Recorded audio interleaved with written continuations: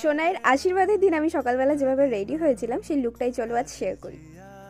আচ্ছা, তোমরা অনেকেই আমার এই শাড়িটার লিঙ্ক চেয়েছিলে, বাট সরি, কিছু করার নেই, এই লিঙ্কটা আমি দিতে পারছি না, কারণ এই শাড়িটা বহুদিন আগেকার শাড়ি আর এটা আমার মাকে গিফট করেছিল অমিত দাদা, মানে আমার পিসতুত দাদা, ওর বিয়ের সময়।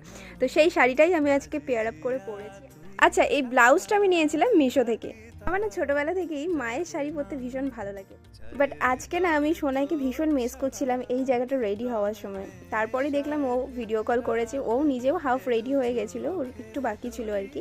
তো যাই হোক, আজকে কিন্তু আমাকে কোম্পানি দিচ্ছিল এই ছোট্ট বোনটা, এটা হচ্ছে সোনাইয়ের কাকার মেয়ে। তো সোনাইয়ের জায়গাটা ওই ফুলফিল করেছে আজকে। তো আমরা দুজন মিলে একসাথে ভীষণ ভালোভাবে সুন্দর করে রেডি হচ্ছিলাম, প্রচুর গল্প করছিলাম, ওকে একটু টাচ আপও দিয়ে দিচ্ছিলাম এই আর কি। আচ্ছা, সোনাই কিন্তু আমার মাসির মেয়ে।